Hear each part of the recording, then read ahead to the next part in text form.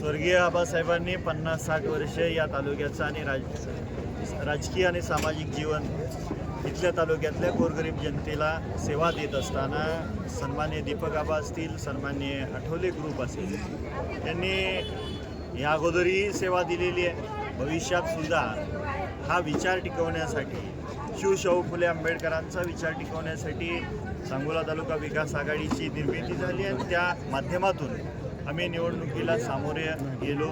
पंचायत समितीच्या 14 पैकी 9 जागा निवडून आल्या.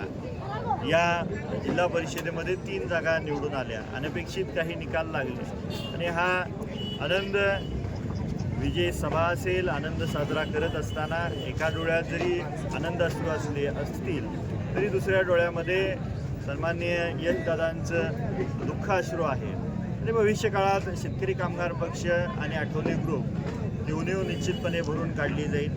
आपल्या माध्यमातून या तालुक्यातल्या जनतेला आम्ही आव्हान करतो की जो विश्वास आमच्या या सांगोला तालुका विकास आघाडी आणि आठवले गटावरती टाकला, भविष्य काळामध्ये 5 वर्ष पंचायत समितीच्या माध्यमातून सेवा देत असताना शेतकरी, कामगार, कष्टकरी, वंचित, बहुजन वर्ग आणि त्याचबरोबर महिलांची सुरक्षितता असेल आणि महिलांचे प्रश्न असेल ते चांगल्या पद्धतीने सोडवले जातील.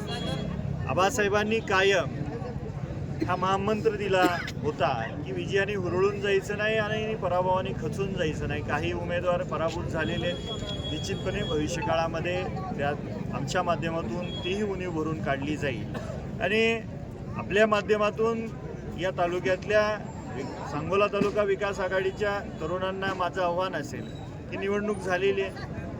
ज्या पद्धतीनं 50-60 वर्ष आबासाहेबांनी आणि 25-30 वर्ष आबासाहेबांसोबत सन्मानित दीपक आबांनी राजकारण आणि समाजकारण केलं, निवडणुका संपल्यानंतर हे सगळं विसरून जायचं आणि भविष्य काळाचा एक यशाचा किरण आपल्याला मिळाल्यानंतर भविष्य काळामध्ये जनतेची सेवा करत असताना माणुसकी जपणं खूप गरजेचं आहे. जी स्वर्गीय आबासाहेबांनी जपली, सन्मान्य दीपक आबांनी जपली, तिथून पुढच्या काळात माझ्यावर असेल, आठवले ग्रुपचे नेते मंडळी असतील, दीपक आबा ग्रुपचे सर्व पदाधिकारी असतील, यांच्यावरती आहे.